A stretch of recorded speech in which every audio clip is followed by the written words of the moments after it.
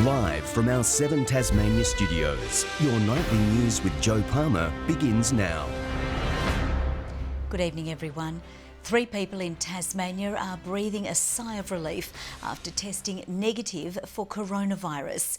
For more now, we're joined by our reporter Sean McComish. Good evening, Sean. There's also more good news. Joe, by the end of this week, Tasmania is expected to have its own capability to test for coronavirus. Thankfully, 3 suspected cases have each come back negative, but those tests have been handled by labs in Victoria. Local testing will mean faster turnaround time for results. So far, there have been no confirmed cases in Tasmania, but 12 cases have now been confirmed in Australia, just a fraction of more than 20,000 cases reported worldwide.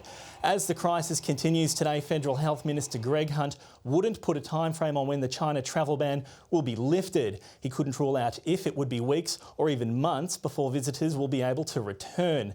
Tasmanian health authorities are reminding anyone who has been to mainland China since February 1 to place themselves in self-isolation. This includes anyone who has been in contact with a confirmed case or anyone who has been to Hubei province in the past fortnight. Joe? OK, thank you very much for that report. Sean McComish joining us there.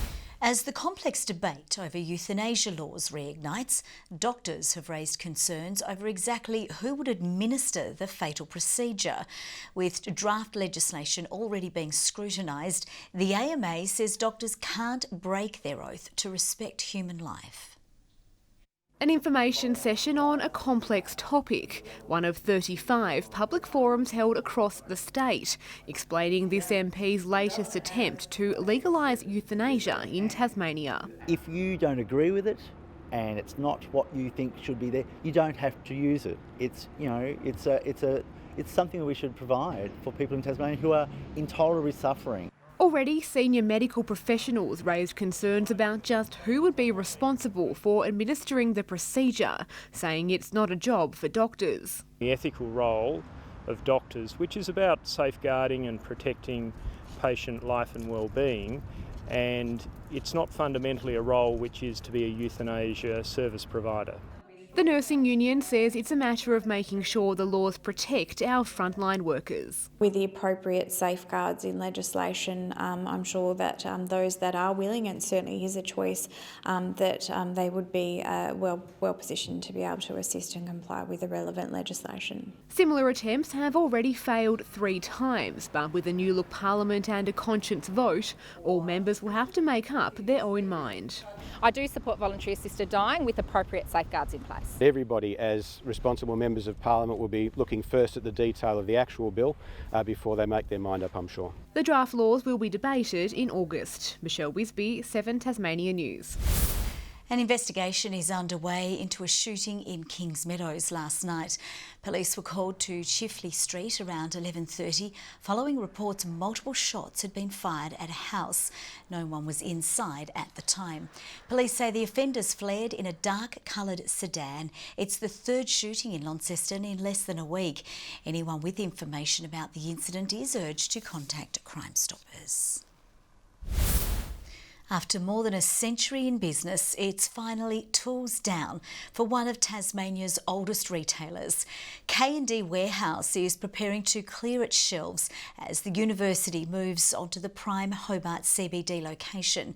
The closure is just the latest in a string of local chains squeezed out of a tough market. He knows just about every tradie in Hobart, and so he should. Wayne Walker's first shift at K&D was quite a while ago. It was December the 9th, 1976. First day I dusted a few shelves, looked round the tool department. Now his final day is approaching. After 118 years, the business is shutting shop to make way for the University of Tasmania. Years of tough trading took its toll on the family-run company. We became a target when Masters decided to come into the market, then Bunnings went into overdrive, and we got squashed between the two of them as Tasmania became the battleground. At its height, K&D operated 5 stores. Doing it right here in Tassie for over 100 years. For Sue Ellison Rogers, the Melville Street warehouse means more than money. Her great-grandfather founded the business. I've been on the board for over a decade. My mother was on the board for 25 years before that, and my uncle, he took over the company when he was 21. Now it joins other vanished Tassie retailers, including Coogan's, Birchall's and Video City.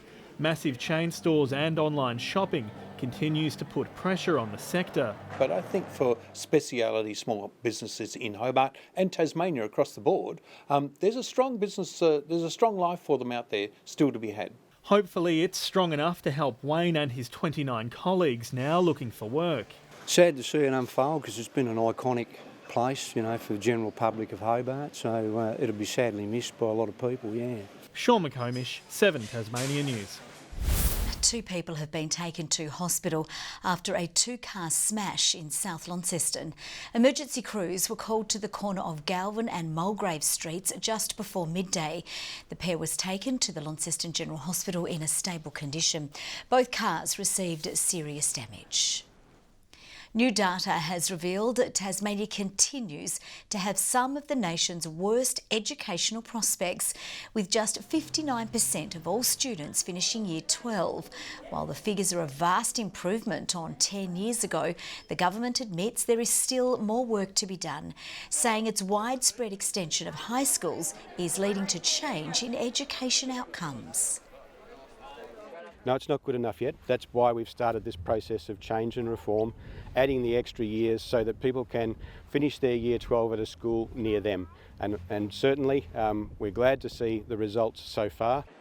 Nationally, an average of 79% of students completed Year 12.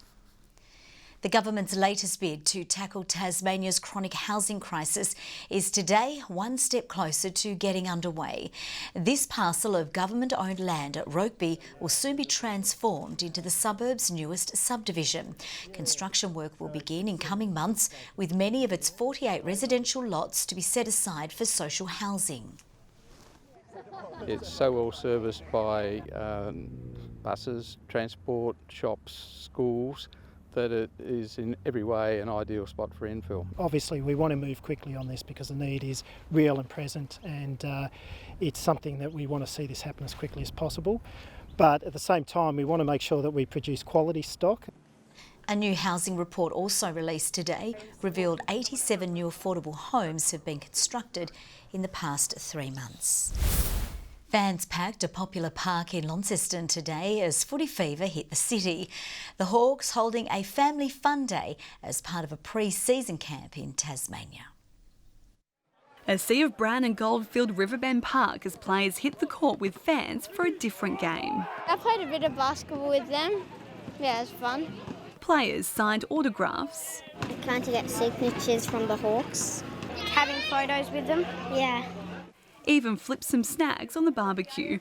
The family fun day is part of the team's annual ritual in between training. We had a decent session yesterday, and we're going to probably our main training session for the week tomorrow out there as well. So, fantastic place to train, fantastic surface, and the weather's good, so we can't complain.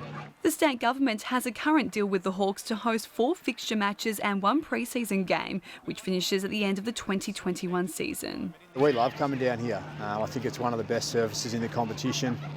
We get down here 5 times a year, and our record's really good down here. So I guess it's like a home away from home for us. Fans, young and old, took the chance to meet their favourite players. I've followed them since '71. Yeah, with Peter Hudson's day. And just wrapped with them, absolutely wrapped. Well, I supported when they first won their premiership in '61, so I'm a long-term supporter now. I thought they were a really good team, so I decided to go for them as well. As a player that's been coming down here for 11 years, it is nice to see so many Hawthorn supporters that at a young age that have jumped on the bandwagon of the Hawks. Hawthorn face Melbourne at UTAS Stadium for a pre-season match on March 6. Letitia Wallace, 7 Tasmania News. A major recovery operation is expected to get underway this week to retrieve a man who was killed at Queenstown's Henty Gold Mine almost a fortnight ago. Cameron John Goss is presumed dead after no signs of life were found during several rescue attempts. The 44-year-old father was operating a loader 700 metres underground when a section of the earth collapsed. The mining contractor says specialist teams are continuing to prepare equipment which will be used for the recovery. Operations at the mine remain suspended. Hydro's energy storage has taken a hit amid a dry January. The economic regulator reports storage is down more than 6%, but still well above what's called the prudent storage level. Tasmania imported almost a quarter of its electricity usage from interstate during the month. Our state's energy in storage is the equivalent of more than 6 months of our average use. The site of the proposed pulp mill at Longreach has been sold. Guns Limited bought the site for $7 million in 2007, but the company collapsed 5 years later before the mill was built. It's not yet known how much the land was sold for or what it will be used for. Another block of land nearby Georgetown is also close to being bought. The Northwest Thunder has unveiled its newest recruit. American Samaje Haynes-Jones will team with returning star Mason Bragg in the side's quest for the NBL 1 title. How's this for a hoop highlight? Samaje Haynes-Jones for the win. Yes! From Kansas to Ulverston, the 6-foot forward is driven by faith. Whatever God gives me, I'm gonna take it as like I want it. So being a part of this is very big for me. Coming out of the US college system, this is Samaje's first basketball venture in Australia. He just needed a nickname. Some call me Sammy, call me Maj, so whatever one works for him. Thunder fans will recognise his teammate, local talent Mason Bragg is back after playing for the now defunct Southern Huskies last season. I think the club's taken a really new direction with the NBL 1 becoming more professional. I think the club's becoming more professional as well, and that's something that I was really drawn to. He returns with experience from NBL sides, the Perth Wildcats and Adelaide 36ers. Should a Tasmanian team eventuate in the national competition, he'll be putting his hand up. It'd be really wicked to represent my state in the international competition. It was pretty cool to be part of the Huskies playing in the New Zealand comp, so being part of a Tasmanian group as a whole would be awesome. The club has landed a 3-year naming rights deal with St Luke's Health, and the schedule has a number of double headers with the Launceston Tornadoes. The first one being Anzac Day. That's something we haven't really been involved with before, an Anzac Day game, so that'll be the first one to look at. The first game in Ulverston will be on the 2nd of May. Aussies Jason Kubler and Dane Sweeney are through to the second round of the Launceston International. While in the women's draw, 5th seed Destiny Iava has also advanced after a straight sets defeat of Italian Lisa Bigato. The 19-year-old Victorian raced to a 6-2 opening set before closing the game out 6-3. It's only the second time she has made it to the tournament's second round. I feel like I can relax a little bit more, just play myself into the match, take it one day at a time, training tomorrow, so yeah, just going to prepare well for the second round. Top-ranked Aussie Jamie Fawless also won her match today. Tasmania has lost to New South Wales by 1 wicket in today's clash in the women's domestic one-day competition. Sasha Maloney top scored for the Tigers with 59 before the side was bowled out for 200. New South Wales reached the target in a nail-biter. Linda Vakawira took 3 for 29. Good evening. Another cool night across the state with temperatures today staying well below average. Hobart 20, Launceston and Burnie 21 today, and Devonport 18 degrees. Friendly Beaches 21, St Helens 19, King Island, Lowhead, Grove and Ooze 18, Strawn and Flinders Island 17 with Lyawini on 15. Mostly clear skies today with some cloud around the west and south. Patchy low cloud over the southern coastline of the nation as well. Some cloud spreads from the Kimberley to the southeastern part of Queensland. Enhanced convective activity over northwest WA and some high base cloud over southern Queensland. Tomorrow a cold front moves over the Tasman Sea as a high heads our way. Several surface troughs continue over the mainland. Winds west to southwesterly up to around 20 to 25 knots over the south, shifting southeast to easterly in the afternoon, swells to 4 metres in southern waters. 20 for Hobart tomorrow and partly cloudy, 19 the high for Geeveston, the chance of a shower but they'll clear, 21 for Bothwell and partly cloudy. 26 the high for Launceston, a sunny day, sunny for Devonport as well, 21 and 25 for Cressy. Burnie a top of 20 with a sunny afternoon, possible shower for Strawn, 18 the top and 18 for Curry on King Island. 20 the high for St Helens and mostly sunny, bit of cloud over Swansea, 21 the top and 21 also for Orford. UV, 9 and 10, that's in the very high range. On Thursday, mostly fine apart from a shower over the northeast, a possible shower over the east on Friday, otherwise fine, and on Saturday showers over the east as those fresh easterly winds continue.